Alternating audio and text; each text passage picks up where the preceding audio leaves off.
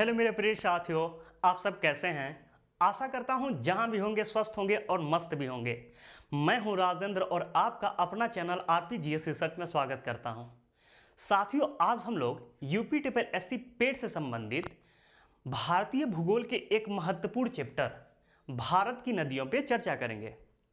मेरे भाई, भारत की नदियों की यदि देखें तो मुख्यतः भारत की नदियों को दो भागों में बांटा गया है। पहला हिमालयी नदियां और दूसरा प्रायद्वीपीय भारत की नदियां। हिमालयी नदियों की यदि देखेंगे तो हिमालय की नदियों को तीन भागों में बांटा गया है। कौन कौन से? तो पहला सिंधु नदी तंत्र, दूसरा आपका गंगा नदी तंत्र और तीसरा आपका ब्रह्मपुत्र नदी तंत्र। तो आज का जो हमारा चर्चा होने वाला है वह है सिंधु नदी तंत्र का। तो आइए इस चर्चा को आगे बढ़ाते हैं। मेरे भाई, यदि सिंधु नदी तंत्र को देखेंगे तो सिंधु नदी एक आपकी मेन जो नदी है सिंधु नदी प्लस जो भारत की 5 नदियां हैं इसकी सहायक है, जिसे हम पंच नद के नाम से भी जानते हैं। उसमें से सतलज, ब्यास, रावी, चिनाब और आपकी झेलम है। तो सबसे पहले हम सिंधु नदी तंत्र में सिंधु को पढ़ेंगे, उसके बाद जो इसकी सहायक नदी है आपकी 5 जो सहायक नदियां हैं उसको देखेंगे। तो हमारा आज का जो हेडिंग रहेगा वह है सिंधु नदी तंत्र। सिंधु नदी तंत्र यह हमारा क्या हो जाएगा, मेन हेडिंग है।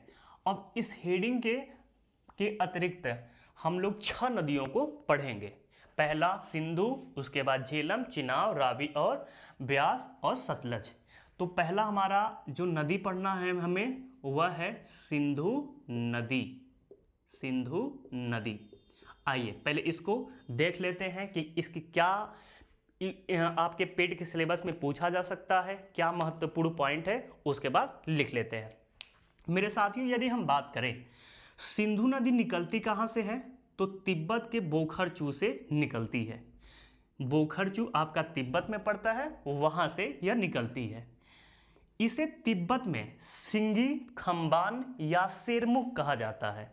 यह इंपॉर्टेंट ज़्यादा नहीं है लेकिन सुन लीजिएगा, इसे तिब्बत में सिंगी खम्बान या शेरमुख कहा जाता है। और इसकी जो पूरी लंबाई है आपकी 2880 किलोमीटर है, जबकि भारत में इसकी लंबाई 1114 किलोमीटर है।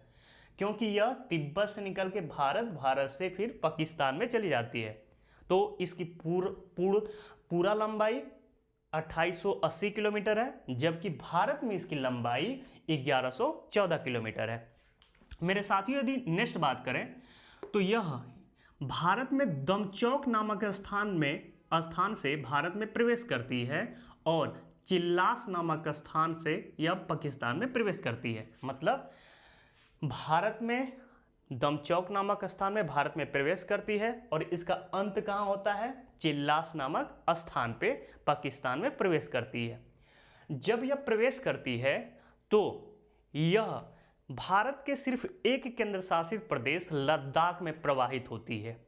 तो पूछता है कि यह सिंधु नदी कितने केंद्र शासित प्रदेश या कितने राज्यों से बहती है, तो बस सिर्फ एक हो जाएगा, लद्दाख केंद्र शासित प्रदेश। और लद्दाख का एक सबसे बड़ा शहर, जो भारत का सबसे बड़ा शहर है वर्तमान में, इसके तट पर स्थित है, जिसका नाम है क्या, लेह। और लेह इसके किस किनारे, दाएं हैं कि बाएं हैं? तो मेरे भाई दाएं हैं। तो कभी पूछ दे कि आपका लद्दाख का शहर लेह सिंधु नदी के किस तट पे, किस किनारे पर है, दाएं हैं कि बाएं हैं? तो दाएं तट पे स्थित है आपका। और देखिए, कहा जाता है कि लद्दाख में आपकी श्रेणियां पाई जाती, हिमालय की श्रेणियां हैं, जिसमें से काराकोरम है, लद्दाख है और जास्कर है। तो पूछता है कि सिंधु नदी किन दो श्रेणियों के मध्य बहती हैं? तो लद्दाख और जास्कर श्रेणियों के मध्य बहने वाली क्या है, यह नदी है। इसके अतिरिक्त यदि पूछे तो पूछता है कि विश्व का सबसे गहरा गार्ज का निर्माण कौन सी नदी करती है? तो सिंधु नदी। और यह लद्दाख के बुंजी नामक स्थान पे विश्व का सबसे गहरी गार्ज का निर्माण करती हैं। इसके अतिरिक्त यदि कुछ पूछेगा आपसे तो पूछ सकता है इसकी सहायक नदियां। अच्छा एक देखिएगा, जब ऐसे आप जा रहे हैं तो आपका राइट हैंड इस इधर है और लेफ्ट हैंड नीचे साइड है, तो इधर से जो नदियां मिलेंगी वह दाएं और इधर से जो नदी मिलेगी उसको बाएं नदी कहेंगे। तो दाएं से मिलने वाली नदियां गलवान, नुब्रा और श्योक। इसमें श्योक जो है मेन नदी है, महत्वपूर्ण नदी है या मेन नदी कह सकते हैं, और श्योक की सहायक है नुब्रा और श्योक की सहायक है गलवान। नुब्रा को जो पानी मिलता है सियाचिन ग्लेशियर से मिलता है। आपके सिलेबस में एक ग्लेशियर भी चैप्टर है, तो यहाँ से ग्लेशियर से भी क्वेश्चन बन सकता है। तो श्योक नुब्रा को कहाँ से पानी मिलता है? सियाचिन ग्लेशियर से मिलता है। इसके बाद आगे चलें तो यह एक नदी आती है यहाँ से जिसका नाम है गिलगिट नदी, और यह जो नदी है गिलगिट की सहायक हुंजा नदी है। यह कौन सी नदी है? हुंजा। इसमें सबसे मेन नदी आपका गिलगिट है। जब पाकिस्तान में प्रवेश करती है तो सबसे पहले स्वात नदी आके इससे मिलती है, इसके बाद काबुल, कुर्रम और गोमल नदियाँ आके इससे मिलती हैं। तो जो भी इसके महत्वपूर्ण फैक्ट हैं वह आइए लिख लेते हैं। पहला, यदि पहला देखें कि इसका यह कहाँ से निकलती है, तो यह तिब्बत के मानसरोवर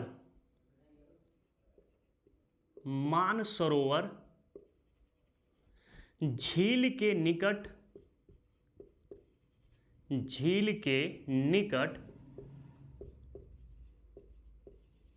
बोखरचू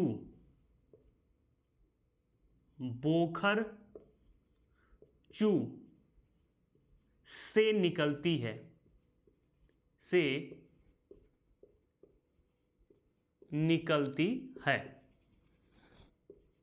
तो सिंधु नदी कहाँ से निकलती है? बोखरचू से। अच्छा एक चीज और देखिएगा, सिंधु नदी का प्राचीन नाम सिंधुई नदी है, और नदियों का नदी यदि कोई पूछ दे कि नदियों का नदी किसे कहा जाता है तो सिंधु नदी को कहा जाता है। हिस्ट्री में आपके पेट के सिलेबस में ऋग्वैदिक काल भी है, और ऋग्वैदिक काल में सबसे महत्वपूर्ण 7 नदियों में से एक नदी है जिसका नाम है सिंधु, और सिंधु का नाम सिंधु ही है, इसका नाम चेंज नहीं है। और इन सभी नामों का प्राचीन नाम अलग अलग है, लेकिन सिंधु को सिंधु ही कहा जाता है आज भी। और नदियों का नदी किसे कहा जाता था ऋग्वैदिक काल में? तो सिंधु नदी को ही कहा जाता था। आते हैं नेक्स्ट पॉइंट। इसका यदि उपनाम पूछे, इसका उपनाम, तो इसका उपनाम जो मेरे भाई है वह है आपका शेरमुख। क्या है? शेरमुख है, या सिंगी खम्बान। इसे तिब्बत में शेरमुख या क्या कहा जाता है? सिंगी खम्बान कहा जाता है। अगर नेक्स्ट पॉइंट हम देखें, तीसरा जो पॉइंट इसका इंपॉर्टेंट है, इसकी लंबाई से अब क्वेश्चन पूछ सकता है कि सिंधु नदी की लंबाई कितनी है। तो लंबाई देख लेते हैं इसका मेरे भाई। इसका लंबाई है 2880 किलोमीटर है। पूरा इसका लंबाई जो है 2880 किलोमीटर है, जबकि भारत में इसकी लंबाई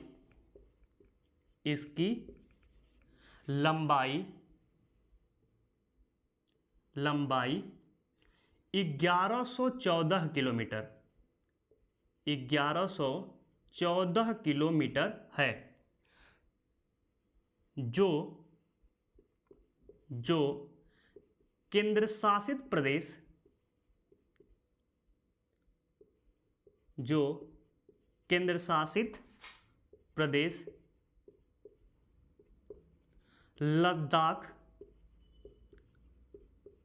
लद्दाख में प्रवाहित होती है।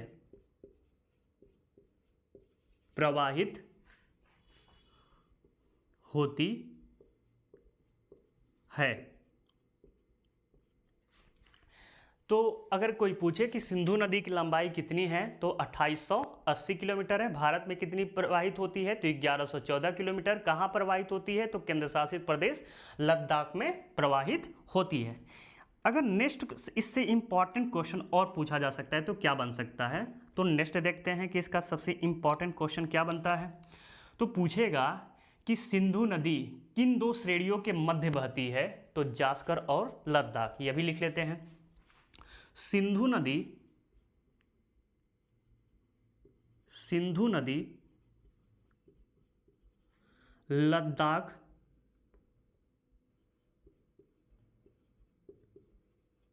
लद्दाख श्रेणी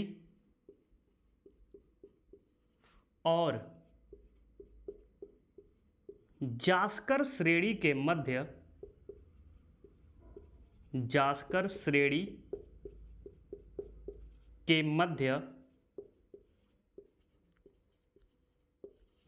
बहती है या प्रवाहित होती है, बहती है। लद्दाख का शहर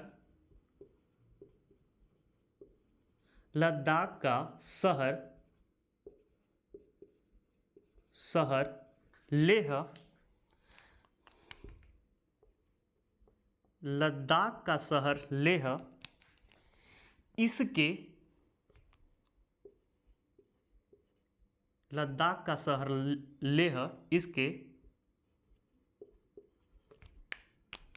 दाएं तट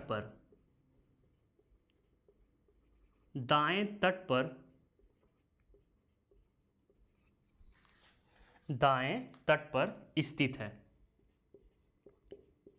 इसके दाएं तट पर स्थित है। तो मेरे भाई यदि कोई पूछे कि सिंधु नदी किन दो श्रेणियों के मध्य बहती है, तो आप क्या बताएंगे? लद्दाख और जास्कर श्रेणी के मध्य बहती है। लद्दाख का शहर कौन सा शहर है जो सिंधु नदी के तट पर है? तो लेह।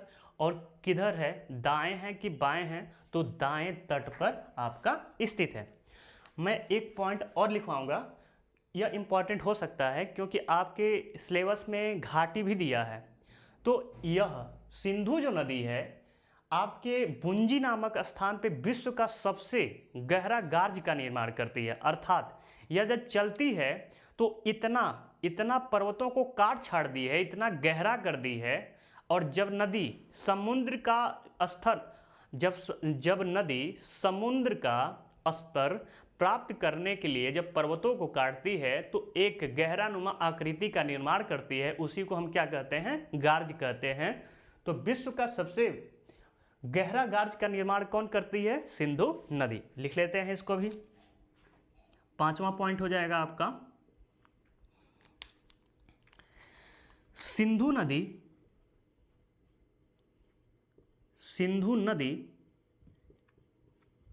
बुंजी नामक स्थान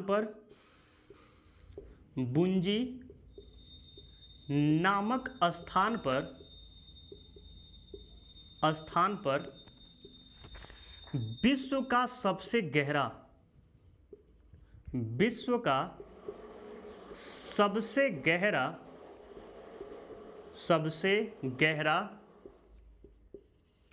गार्ज का निर्माण करती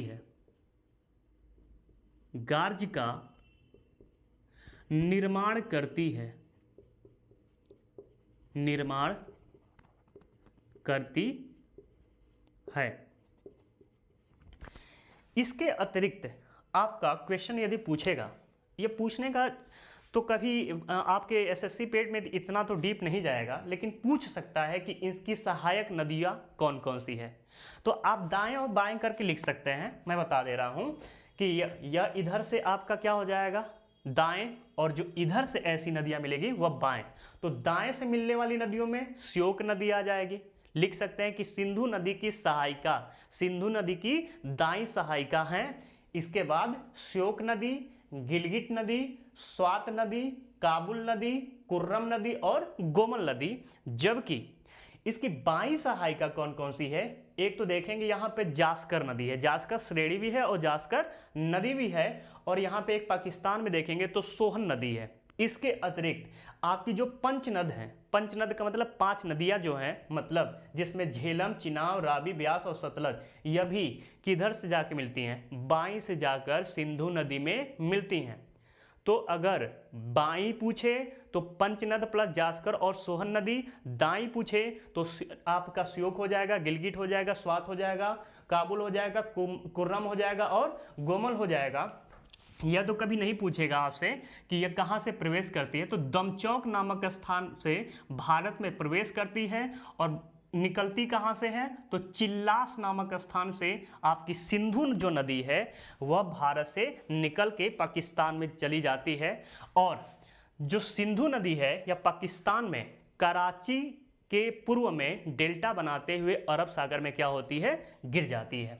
तो यह जी इतना इंपॉर्टेंट फैक्ट आपकी सिंधु नदी से है। अब चलते हैं नेक्स्ट नदी पे। नेक्स्ट जो हमारी नदी है वह है झेलम। झेलम से आपका क्वेश्चन बन सकता है क्योंकि झेलम नदी काफ़ी इंपॉर्टेंट नदी भी है और बार बार यह चर्चा में भी रहती है। तो हमारा जो आज का दूसरा हेडिंग होगा वह है कौन सी, झेलम नदी। झेलम नदी मेरे भाई पहले तो इसका प्राचीन नाम जान लेते हैं। इसका प्राचीन नाम क्या है, क्योंकि पुराना नाम भी पूछ सकता है कि झेलम का प्राचीन नाम क्या है। ऋग्वैदिक काल में इसे झेलम नदी नहीं कहते थे, इसका जो नाम था वह था वितस्ता। क्या था, वितस्ता था। तो कभी पूछे कोई कि झेलम नदी का प्राचीन नाम क्या था, तो वितस्ता था। नेक्स्ट देखते हैं इसका इंपॉर्टेंट फैक्ट, इसका उद्गम पूछ सकता है कि इसका उद्गम कहाँ से होता है। तो मेरे भाई इसका उद्गम जम्मू कश्मीर के पीर पंजाल श्रेणी के वेरीनाग झरने से ब्रैकेट में शेषनाग झील से होता है। वेरीनाग झरना के एक बगल में शेषनाग झील है, वहाँ से होता है। और जो इसकी लंबाई है आपका झेलम नदी का वह 725 किलोमीटर है। कितना है, 725 किलोमीटर है। तो पहले इतना लिख लेते हैं, इसके बाद आगे नेक्स्ट पॉइंट को देखेंगे। तो यह कहाँ से निकलती है, जम्मू कश्मीर के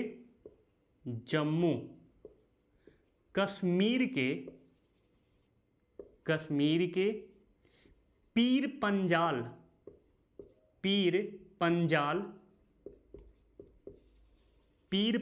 श्रेणी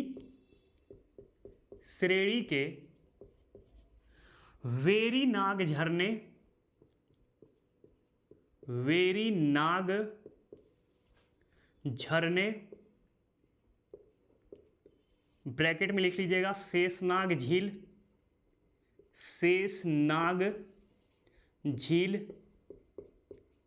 से, मतलब यह कहाँ से निकलती है, तो जम्मू कश्मीर के पीर पंजाल श्रेणी के वेरीनाग झरने ब्रैकेट में शेषनाग झील से निकलती है। वेरीनाग झरने के एक निकट शेषनाग झील है, वहाँ से आपकी जो नदी निकलती है वह है कौन सी नदी, आपकी झेलम नदी। इसकी यदि लंबाई पूछे कि इसकी लंबाई क्या हो सकता है, तो इसकी जो लंबाई है मेरे भाई वह है 725 किलोमीटर। 725 किलोमीटर है। नेक्स्ट यदि हम बात करें तो भाई जब झेलम नदी निकलती है तो कहा जाता है कि यह एक झील से होकर गुजरती है जिसका नाम है बुलर झील। आप पढ़ते होंगे, जब जियोग्राफी पढ़ते होंगे तो वहाँ पे पढ़ेंगे कि भारत की सबसे बड़ी मीठी झील कौन सी है, तो बुलर झील है। मीठा का मतलब ताज़ा होता है, जैसे हम जो पानी पीते हैं वह ताज़ा पानी पीते हैं या मीठा पानी पीते हैं, खारा या नमकीन पानी नहीं पीते हैं। जैसे कुआं का पानी क्या है, मीठा है। नलकूप का पानी क्या है, मीठा है। जो आप पानी पीते हो, चाहे आरओ पियो चाहे कोई भी पानी पियो, यह मीठा पानी होता है, ताज़ा पानी होता है। जबकि समुद्र का पानी जो होता है वह खारा होता है। समुद्र का पानी जो होता है वह खारा होता है। खारा अकॉर्डिंग क्यों होता है, क्योंकि जो पानी ठहर जाता है, स्थिर हो जाता है, वह खारा हो जाता है, उसमें नमक का गुण आ जाता है, वह पानी पीने योग्य नहीं होता है। तो बहुत सारी ऐसी नदियाँ आपकी झील मिलेंगे जो मीठे पानी के मिलेंगे और बहुत सारी ऐसे झीलें मिलेंगी जो खारे पानी के मिलेंगी। उसमें से बुलर जो झील है आपकी मीठे पानी की झील है और भारत की सबसे बड़ी झील है। तो उसको जो पानी प्रोवाइड करवाता है वह कौन सी नदी है, तो झेलम नदी है। और जो नदी झील का निर्माण करती है वह वैसे झीलों को गोखुर झील का उदाहरण करते हैं। कौन सा झील का, गोखुर झील का उदाहरण करते हैं। पहले यह पॉइंट लिख लेते हैं फिर आगे बढ़ते हैं। झेलम नदी झेलम नदी वुलर झील से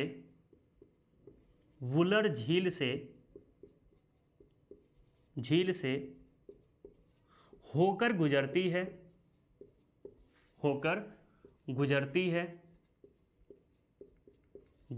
है, झेलम नदी किस झील से होकर गुजरती है? आपका वुलर झील से होकर गुजरती है। वुलर झील को लिख सकते हैं, वुलर झील भारत की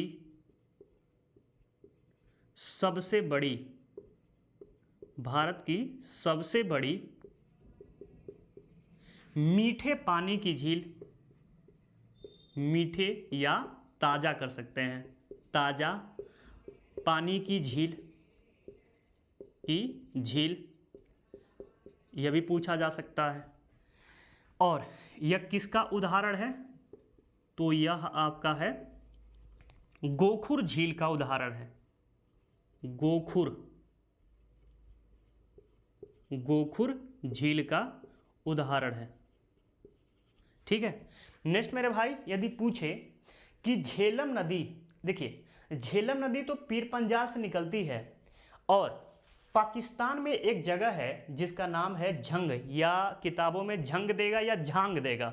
झंग के निकट यह चेनाब नदी से क्या होती है? मिल जाती है, चेनाब नदी से मिल जाती है।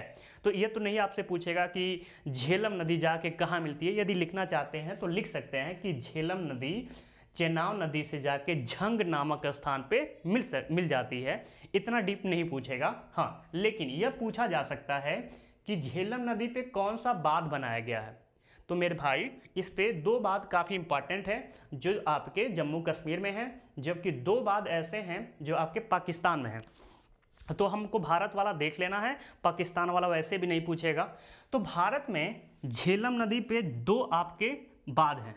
झेलम नदी पे कितने बांध हैं? झेलम नदी पे दो बांध हैं। कौन कौन से हैं? तो एक है आपका तुलबुल परियोजना। कौन सा है? तुलबुल परियोजना है, तुलबुल परियोजना है। और दूसरा जो है वह है मेरे भाई उरी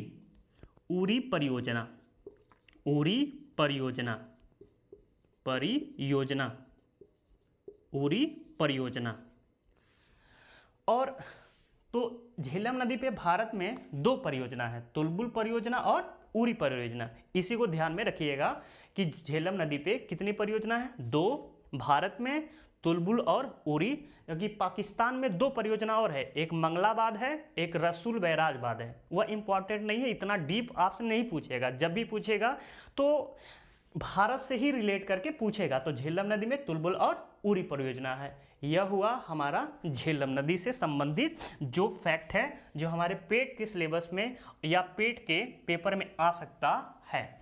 अब चलते हैं हम लोग चेनाब नदी पे। चेनाब नदी भी काफ़ी आपकी महत्वपूर्ण नदी आती है। वर्तमान में काफ़ी ये चर्चा का भी विषय था चेनाब नदी। क्यों चर्चा का विषय था? एक बांध इसका चर्चा का विषय था। जब ऑपरेशन सिंदूर चलाया गया था तो उसके तहत आपका एक बांध का पानी रोक दिया गया था। उस बांध का नाम था सलाल बांध। वह जो बांध था वह किस नदी पे है? तो आपके चेनाब नदी पे है। तो हमारा तीसरा जो हेडिंग हो जाएगा वह कौन सा है? चेनाब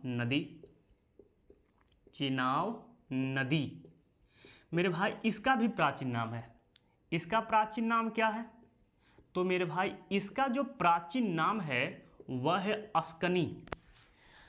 चेनाब का जो प्राचीन नाम है वह है आपका अस्किनी है इसका प्राचीन नाम।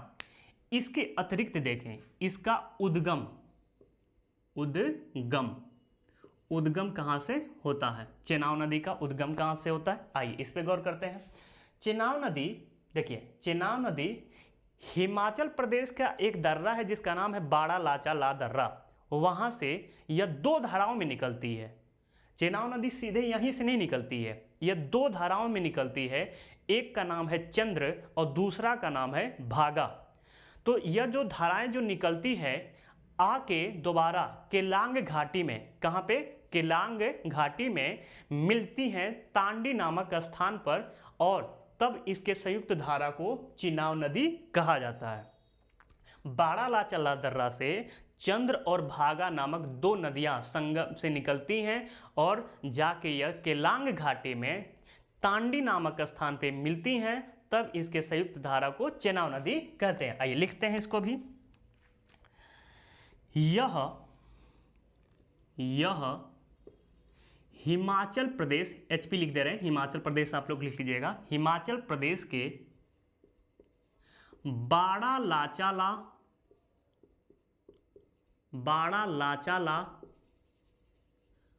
दर्रे के समीप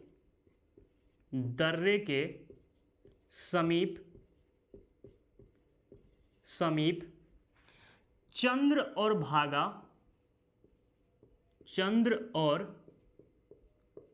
भागा नामक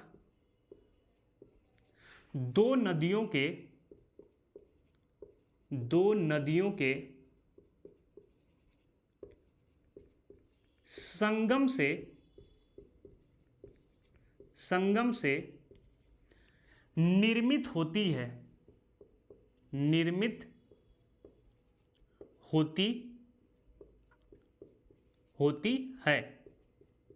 यह केलांग घाटी में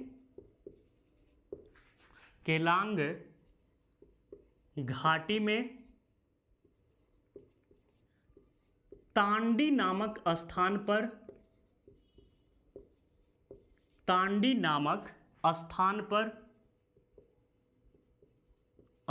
पर मिलती हैं। मतलब जो चंद्र और भागा हैं यह कहाँ पे आकर मिलती हैं, तांडी नामक स्थान पर। इसमें से अंडरलाइन कर लीजिएगा, यह हिमाचल प्रदेश के कहाँ से निकलती है, बाड़ालाचाला दर्रा के समीप से निकलती है। और कौन से दो धाराओं में, चंद्र और भागा नामक दो धाराओं में निकलती हैं।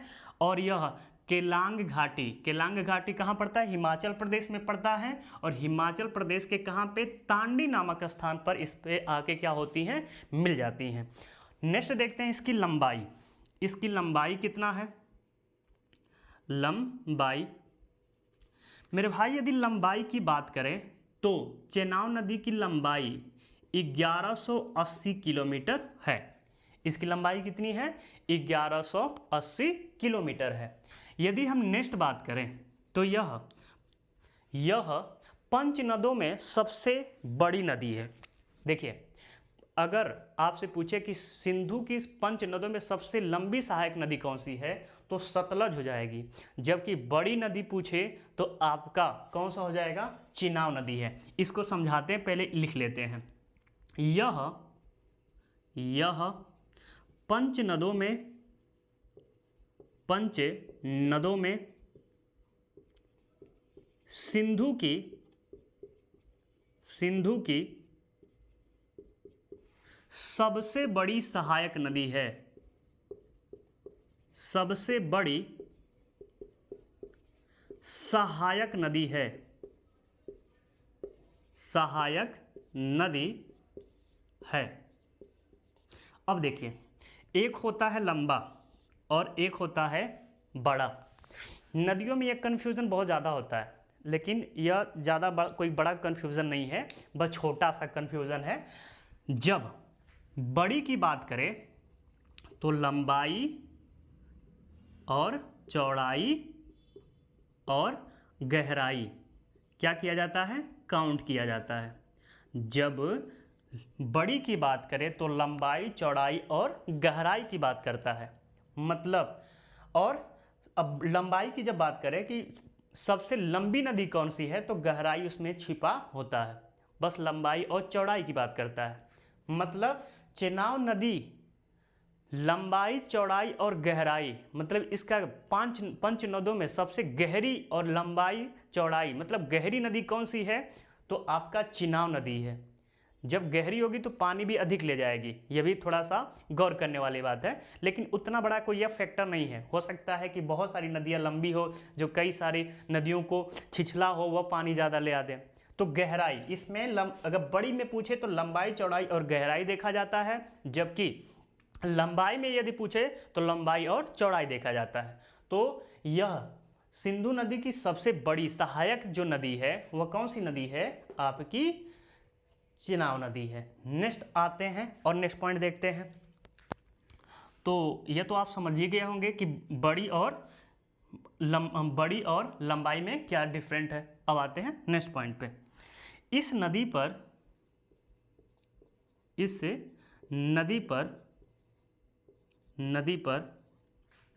सलाल,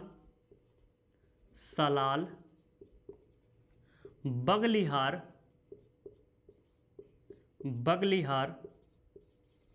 और एक और परियोजना है जिसका नाम है दुलहस्ती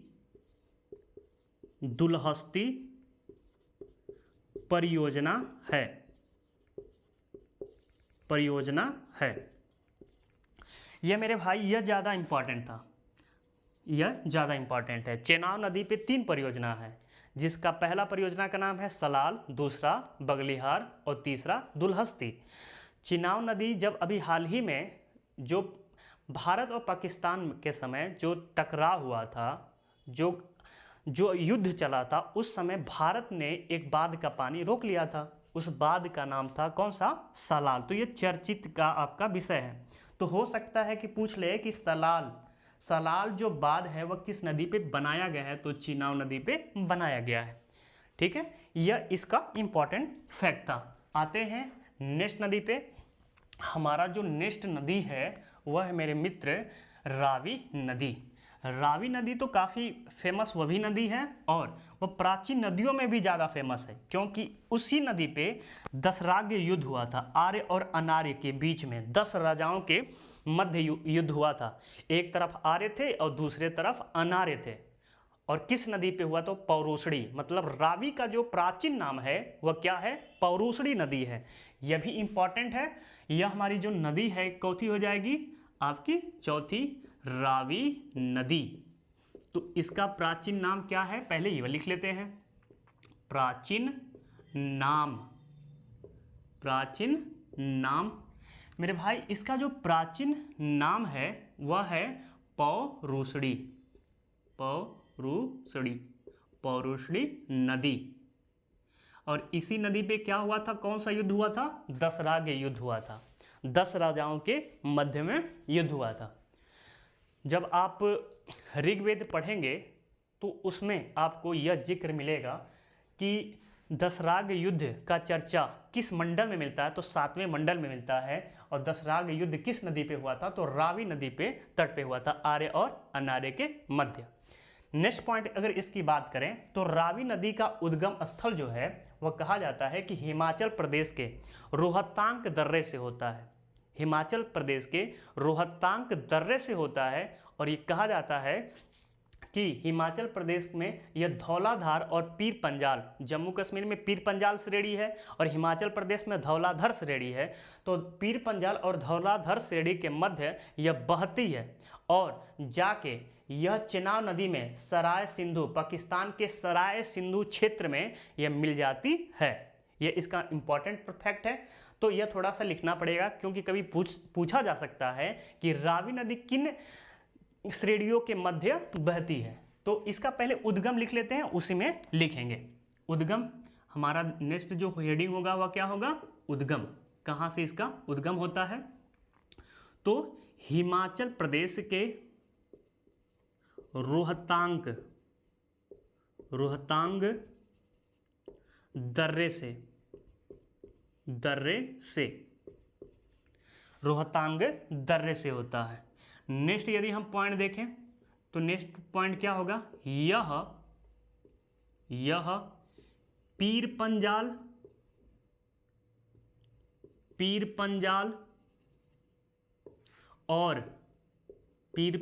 और धौलाधर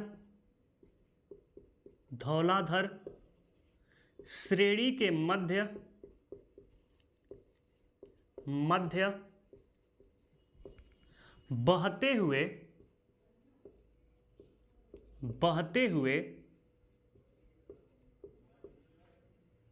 पाकिस्तान में सराय सिंधु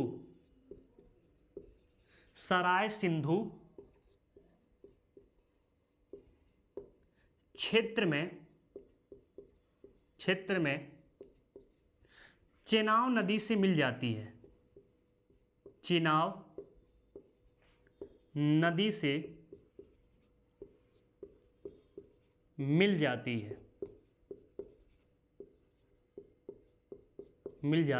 है। तो यदि पूछे कि यह किन दो श्रेणियों के मध्य बहती है, तो आपका पहला हो जाएगा पीर पंजाल और दूसरा धौलाधीर श्रेणियों के मध्य बहती है।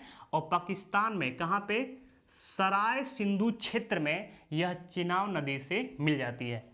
झेलम भी आपकी चेनाब नदी से मिलती है और रावी भी क्या है, चेनाब नदी से मिल जाती है। मतलब तीन नदियाँ, दो नदियाँ प्लस एक, तीन जो नदी है आपकी, दो नदी चेनाब से और कुल मिला के तीन नदी यहाँ पे हो जाएंगी और तीन नदियाँ जाके सतलज नदी में यह मिलती हैं। आगे इसको भी देखेंगे, लेकिन इससे पहले यदि हम बात करें मेरे साथियों, तो इस पे भी रावी नदी पे भी दो आपके परियोजना स्थित है, मतलब बांध स्थित है। एक का नाम है आपका चमेरा बांध और दूसरे का नाम है थीन परियोजना। थीन परियोजना को रणजीत सागर बांध भी कहते हैं। जो चमेरा परियोजना है वह हिमाचल प्रदेश में है और थीन जो परियोजना है वो पंजाब में है। इसको भी लिख लेते हैं, काफ़ी इंपॉर्टेंट है। चमेरा परियोजना लिखिएगा, ऐसे एक पॉइंट बना लीजिएगा, परियोजना। तो कौन कौन से परियोजना है, पहला है चमेरा परियोजना, चमेरा, और दूसरे का नाम है थीन परियोजना। पहले का है आपका चमेरा और दूसरे का नाम है थीन। लेकिन जो चमेरा परियोजना है वह कहाँ पे है, हिमाचल प्रदेश में है। यह कहाँ पे है, हिमाचल प्रदेश में है। और जो थीन परियोजना है यह आपका पंजाब में है। कहाँ पे है, पंजाब में है। थीन परियोजना को ही हम क्या कहते हैं, रणजीत सागर बांध कहते हैं। रणजीत सागर बांध भी इसे कहा जाता है। तो कभी पूछ ले कि किस बांध को आपका रणजीत सागर बांध कहा जाता है, तो वो हो जाएगा थीन परियोजना। चमेरा परियोजना किस नदी पे है, रावी नदी पे है। और ये कहाँ जाके मिलती है पाकिस्तान में, तो सराय सिंधु क्षेत्र में। यह कहाँ से निकलती है, तो रोहतांग दर्रा से। इसका प्राचीन नाम पौरोसड़ी है। इतना इनफ है रावी नदी से। अब आते हैं ब्यास नदी। ब्यास जो नदी है उसका भी प्राचीन नाम बिपाशा है। एक हीरोइन भी है बिपाशा, तो आप लोग आसानी से लर्न भी कर सकते हैं। ब्यास और बिपाशा मिलता जुलता भी है, काफ़ी आसानी से यह लर्न भी हो जाएगा। तो पांचवा जो हमारा नदी है वह है क्या, ब्यास नदी। कौन सी नदी, ब्यास नदी। इसका हम पहले प्राचीन नाम देखते हैं कि इसका जो प्राचीन नाम है वह क्या है।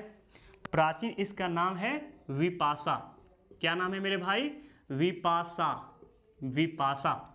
यह कहाँ से निकलती है, अर्थात उद्गम कहाँ से होता है इसका, तो मेरे भाई इसका उद्गम रोहतांग दर्रे के समीप एक ब्यास कुंड नामक जगह है। रोहतांग दर्रे के समीप एक ब्यास कुंड नामक जगह है, वहाँ से होता है। तो लिख लेते हैं, यह हिमाचल प्रदेश के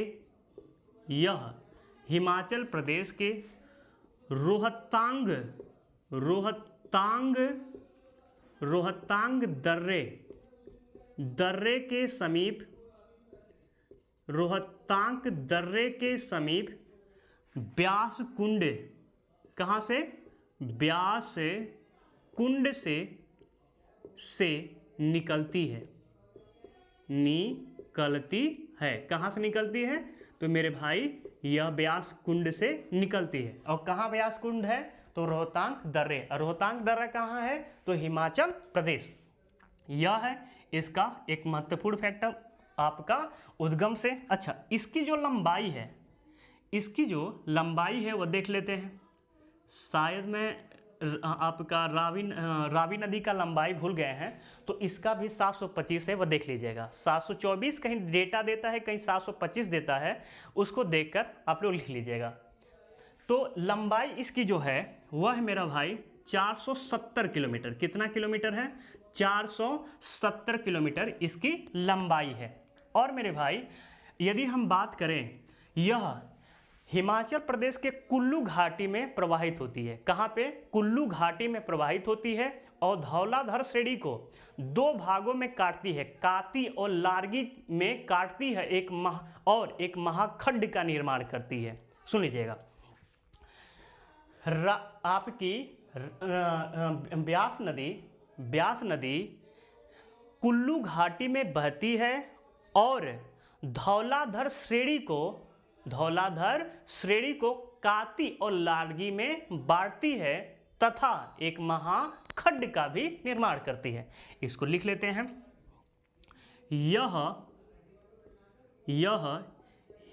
लिख लीजिएगा, यह कुल्लू घाटी में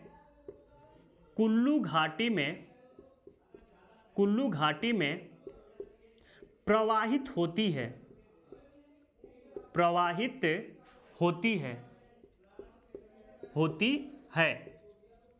और धौलाधर श्रेणी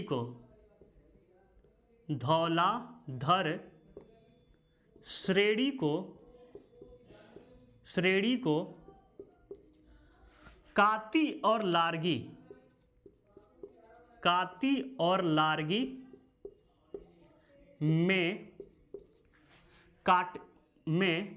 में बांटती है तथा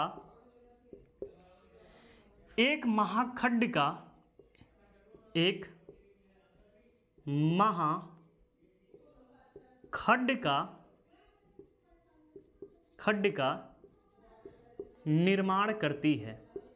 निर्माण करती है। और इस पे एक परियोजना भी है, वह भी काफ़ी इम्पॉर्टेंट है। अच्छा, कोई परियोजना है तो अपने मन में ही आप शब्द बोल सकते हैं कि कौन सा वह परियोजना है। ब्यास नदी पे कौन सा परियोजना है? अपने मन में सोचिए, कौन सा परियोजना है? तो पोंग परियोजना है। कौन सा परियोजना है? पोंग परियोजना। तो कोई यदि पूछे कि पोंग परियोजना किस नदी के तट पर स्थित है, तो वह मेरे भाई हो जाएगा ब्यास नदी के तट पर स्थित है। लास्ट हम देखते हैं, आपका लास्ट कौन सा हो जाएगा? आपका सतलज नदी। सतलज नदी सिंधु नदी की सबसे लंबी सहायक नदी है। पंच नदों में यह क्या है? सबसे लंबी सहायक नदी है। पहले हेडिंग डाल लेते हैं, सतलज नदी। मेरे भाई इसका भी प्राचीन नाम है, क्या है? अगर इसका कोई प्राचीन नाम पूछे तो आप क्या बताएंगे? तो इसका जो प्राचीन नाम है वह है सतुद्री। क्या है? सतुद्री है। और यह तिब्बत के मानसरोवर झील के निकट राकसताल या राक्षसताल से निकलती है। और इसकी जो टोटल लंबाई है 1450 है। कितना है? 1450। लेकिन यह भारत में सिर्फ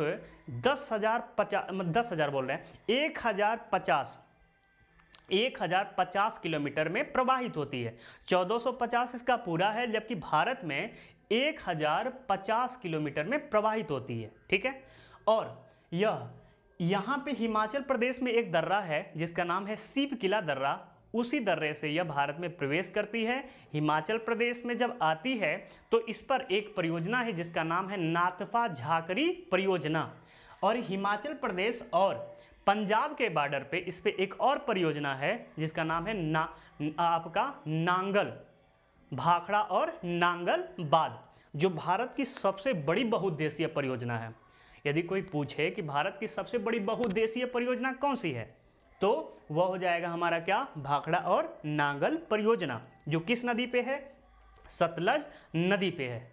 इसके अतिरिक्त यह जब जाती है पंजाब में तो इसी में एक आके नदी मिलती है जिसका नाम है ब्यास नदी। अच्छा, ब्यास नदी से एक और पॉइंट है, पंच नदों में एकमात्र ऐसी नदी है जो पूर्ण रूप से कहाँ पे बहती है, भारत में बहती है, और यह पंजाब में हरिके नामक स्थान पे क्या है, सतलज नदी से मिल जाती है। और वहीं जहाँ पे मिलती है हरिके नामक स्थान पे, वहीं पे हरिके बैराज है, और हरिके बैराज से इंदिरा गांधी नहर को क्या होता है, पानी आपका प्रदान किया जाता है। पानी किससे, किसको, इंदिरा गांधी नहर को दिया जाता है, किससे, आपके सतलज नदी और ब्यास नदी के संगम से दिया जाता है। तो इसको भी लिख लेते हैं।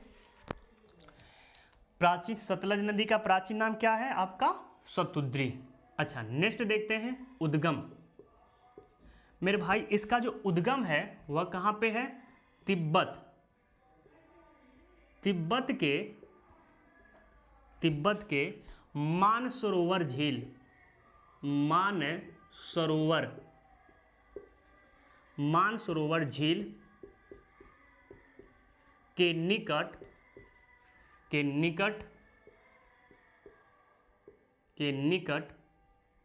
राकस ताल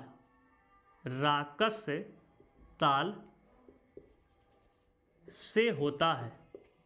अच्छा, कहीं कहीं आपका राक्षस ताल भी दिया होगा, तो उससे कन्फ्यूज ज़्यादा मत होइएगा, राक्षस ताल या राक्षस ताल एक ही होता है। अच्छा, इसका भी एक उपनाम है जिसको हम लांगचेन खंबाब कहते हैं, लांगचेन लिख सकते हैं आप लोग, ये इतना इंपॉर्टेंट फैक्ट नहीं है। सतलज नदी को तिब्बत में लांगचेन खबाब के भी नाम से जाना जाता है, इतना इंपॉर्टेंट नहीं है इसलिए नहीं लिखवा रहे हैं। नेक्स्ट पॉइंट, लंबाई। यदि इसका लंबाई पूछे तब आपको ध्यान में रखना है। इसकी लंबाई जो है वह है कितना, 1450 किलोमीटर। कितना है, 1450 किलोमीटर। जबकि भारत में कितना है, जबकि भारत में 1050 है, 1050 किलोमीटर है। और यह मेरे भाई पंच नदों में सबसे लंबी नदी है। कोई पूछे कि सिंधु नदी तंत्र में पंच नदों में सबसे लंबी नदी कौन सी है, तो सिंधु नदी तंत्र है। तो लिख लीजिएगा इसको भी, पंच नदों में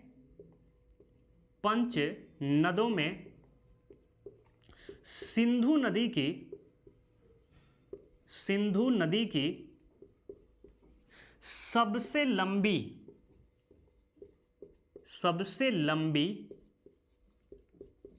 सहायक नदी है।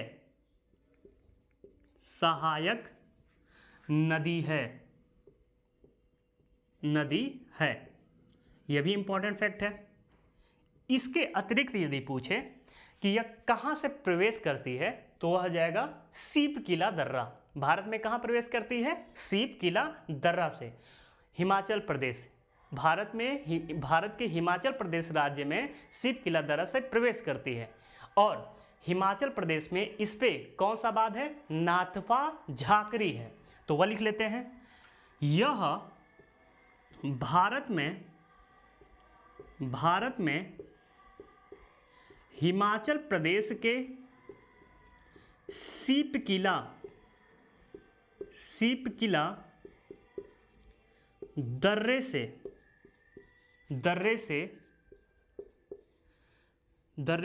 प्रवेश करती है।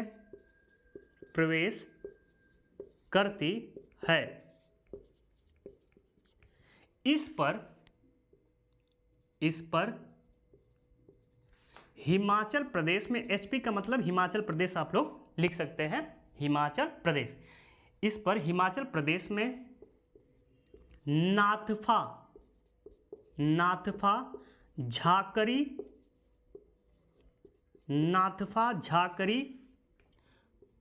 परियोजना है।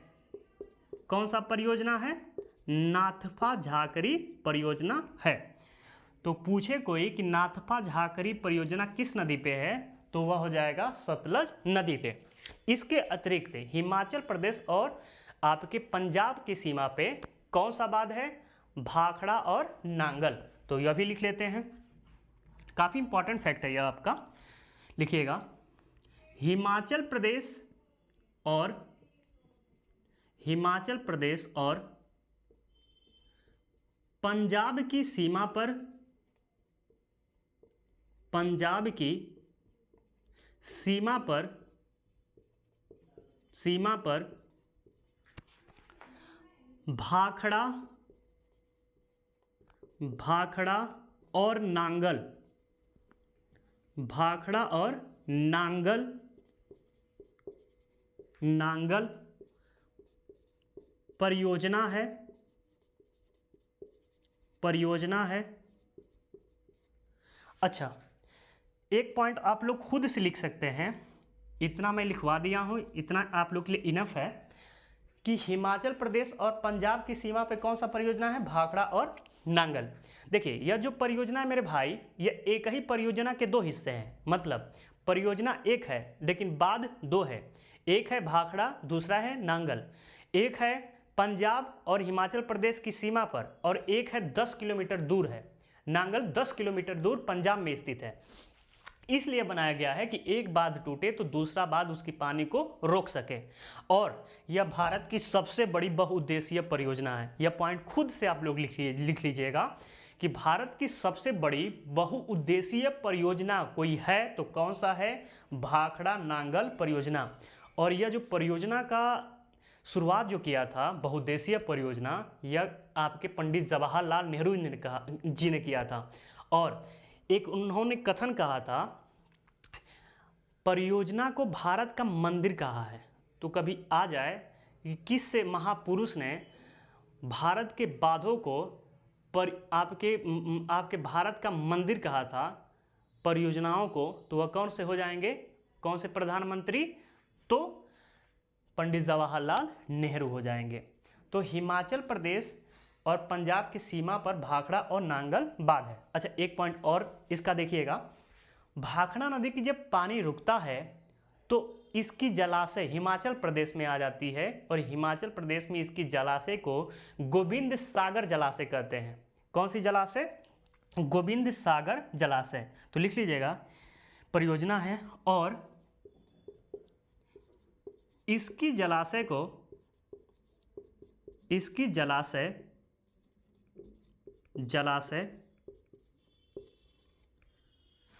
गोविंद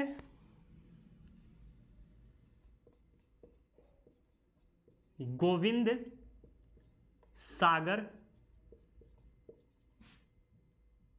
कहा जाता है, कहा जाता है। इसकी जलाशय को क्या कहते हैं, गोविंद सागर जलाशय कहते हैं। अच्छा, किताबों में कहीं गोविंद सागर जलाशय को भारत की सबसे बड़ा जलाशय, अच्छा जलाशय का मतलब सुन लीजिएगा, जलाशय का मतलब यहाँ पे कृत्रिम झील से है। मतलब जहाँ पे बांध यदि बनाया गया है, मान लीजिए ऐसी यह बांध है और इधर से पानी फ्लो कर रहा है, तो पानी जैसे ही आएगा मेरे भाई तो इधर पानी रुकने लगेगा और एक बड़ा जलाशय का निर्माण हो जाएगा।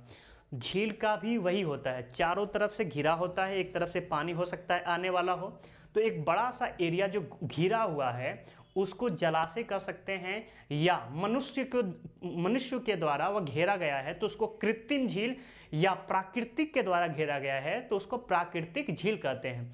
तो यह जो झील है या जलाशय है, ये एक जलाशय का मतलब झील है, कृत्रिम झील भी आप लिख सकते हैं। वह कौन सा है, गोविंद सागर है। कौन सा है मेरे भाई, गोविंद सागर है।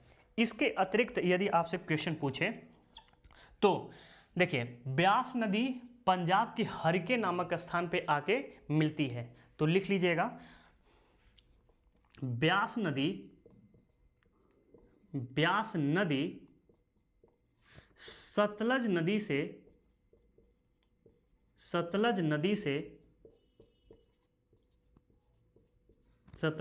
से पंजाब के हरिके नामक स्थान पर मिलती है।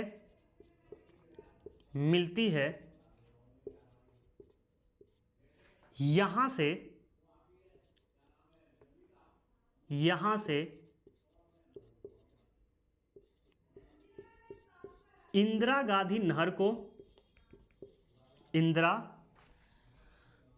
गाधी नहर को जल प्रवाहित किया जाता है, प्रवाहित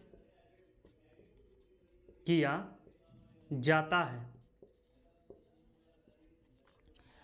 मतलब इंदिरा गांधी जो नहर है वह पंजाब के हरिके नामक स्थान पे, जहाँ पे ब्यास और सतलज नदी मिलती हैं, वहीं से एक नहर निकाला गया है और यह राजस्थान तक गया है।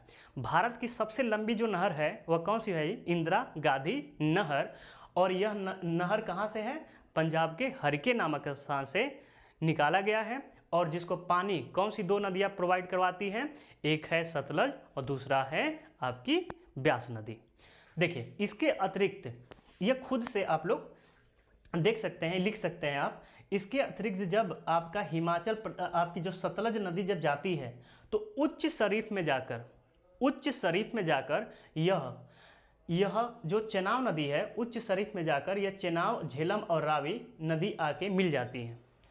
जब यह पंजाब से निकलती है और पाकिस्तान में जाती है तो एक जगह है जिसका नाम है उच्च शरीफ, वहीं पे चेनाब नदी, दो नदियों की पानी झेलम और रावी नदी आके मिल जाती हैं, तब पांचों नदी मिल जाती हैं। ब्यास तो पहले मिल गई है और तीन नदी इधर, और उच्च शरीफ में आकर जब मिलती हैं तो इनके संयुक्त धारा को क्या कहते हैं? हम पंचनद कहते हैं। और यह आगे जाके मिठनकोट में आपकी सिंधु नदी से जब मिलती हैं तब यह मिल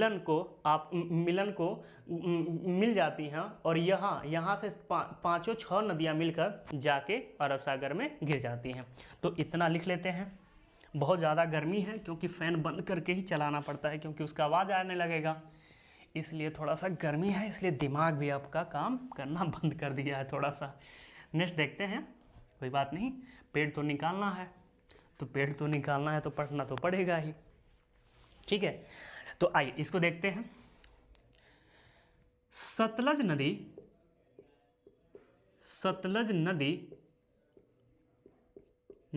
से चेनाब नदी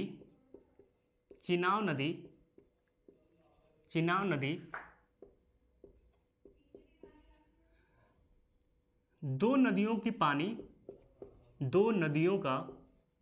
का मतलब एक झेलम एक रावी, दो नदियों का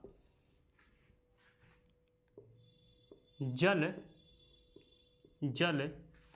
लेकर उच्च शरीफ में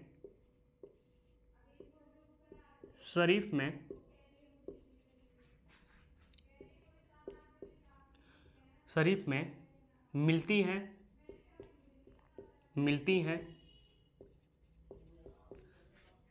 तब इनके संयुक्त जल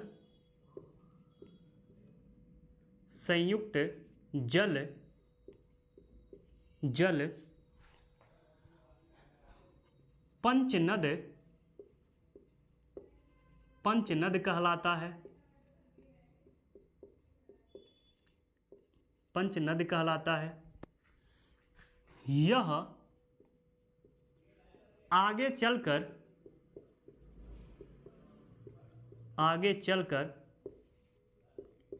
मिठनकोट में सिंधु नदी में जल गिराती है या मिल जाती है, जल गिराती है। तो यह तो हुआ मेरे भाई सिंधु नदी तंत्र से कुछ महत्वपूर्ण फैक्ट। तो आज के लिए इतना ही। वीडियो कैसा लगा मेरे साथियों? देख रहे हैं इतनी गर्मी में पढ़ाना काफ़ी मुश्किल है, इसलिए कभी दिमाग इधर से उधर चला जा रहा है, तो गर्मी काफ़ी ज़्यादा है। तो आज के लिए इतना ही। वीडियो कैसा लगा? यदि अच्छा लगा हो मेरे भाई तो एक लाइक, सब्सक्राइब और शेयर करना भूलिएगा नहीं। और एक बात और, जो अभी इस चैनल पे नए हैं मेरे भाई, वह सभी लोग से निवेदन है कि वह सभी लोग इस चैनल को सब्सक्राइब जरूर कर लें। आज के लिए धन्यवाद। जय हिंद।